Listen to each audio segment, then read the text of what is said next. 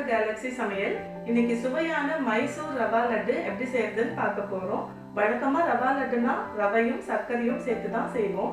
ஆனா மைசூர் ரவா லட்டுல என்ன ஸ்பெஷல்னா தேங்காய் சேர்த்து செய்ய போறோம். தேங்காய் சேர்த்து ரவா லட்டு செஞ்சோம்னா சீக்கிரம் கெட்டு போயிடுமே அப்படின்னு நினைப்போம். ஆனா ஒரு மாதம் ஆனாலும் இது கெட்டு போகாது. இந்த சுவையான மைசூர் ரவா லட்டு எப்படி செய்யறதுன்னு பார்க்கலாம் வாங்க.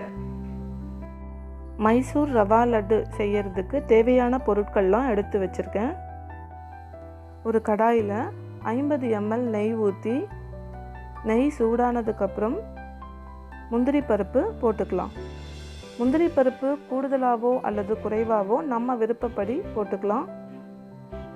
முந்திரி லேசாக நிறம் மாறினதுக்கப்புறம் அதில் திராட்சையும் போட்டு நெய்யில் நல்லா திராட்சை பொங்கி வரும்பொழுது அதை வேறு பாத்திரத்தில் மாற்றி வச்சுக்கலாம்.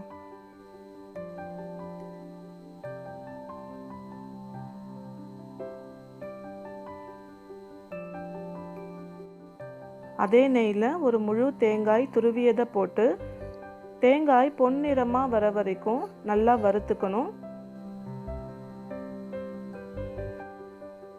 தேங்காய் நல்லா பொன்னிறமாக வர வரைக்கும் வறுத்தோம்னா தான் நீண்ட நாட்கள் ஆனாலும் கெடாமல் இருக்கும். இது நல்லா வறுபட்டுடுச்சு. இதை வேற பாத்திரத்தில் மாற்றி ஆற வைக்கலாம்.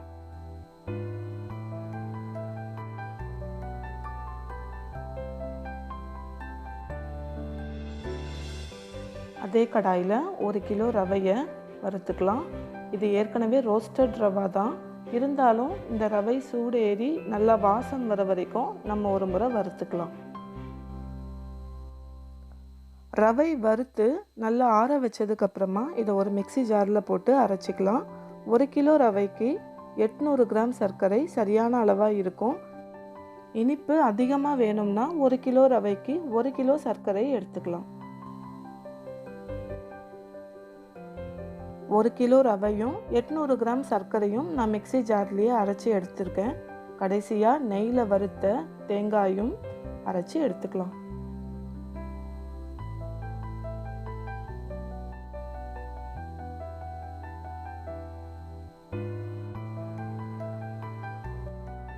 இதில் நம்ம வறுத்து வச்ச முந்திரி திராட்சை,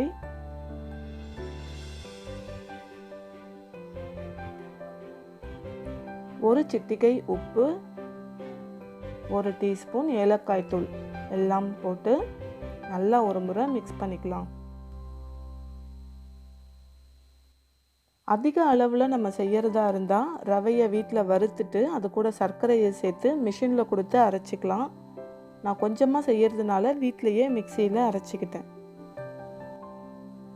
இப்போ நம்ம எடுத்திருக்கிற 1 கிலோ ரவை, 800 கிராம் சர்க்கரை, ஒரு முழு தேங்காய் துருவியது, இந்த அளவுக்கு 200 ml பால் காய்ச்சி ஆற வச்சு எடுத்துக்கலாம். இது ரவா லட்டு பிடிக்கிறதுக்கு சரியான அளவாக இருக்கும்.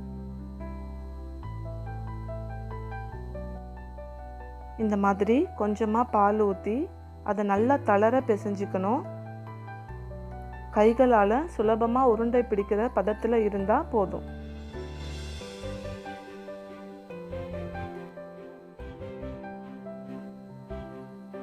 இந்த மாதிரி சுலபமாக உருண்டை பிடிக்கிற பதத்தில் மாவு ஈரத்தன்மையோடு இருக்கணும்.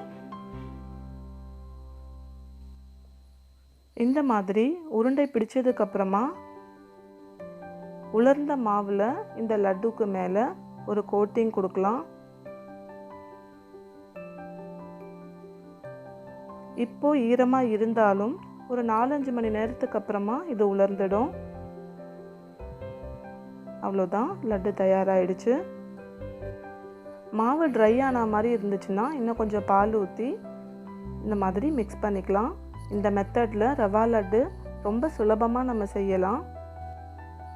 தேங்காயை நெய்யில் வறுத்து அரைச்சி சேர்த்ததுனால இந்த ரவா லட்டோட சுவை ரொம்ப அதிகமாக இருக்கும். ஒரு மாதம் ஆனாலும் கெடாமலும் இருக்கும். 1 கிலோ ரவை, ஒரு முழு தேங்காய், 800 கிராம் சர்க்கரை, இந்த அளவுக்கு மொத்தம் 50 ரவா லட்டு நமக்கு கிடைக்கும். இந்த சுவையான மைசூர் ரவா லட்டு விழாக்கால நேரங்களில் உங்கள் வீட்டில் செஞ்சு அசத்துங்க. நன்றி.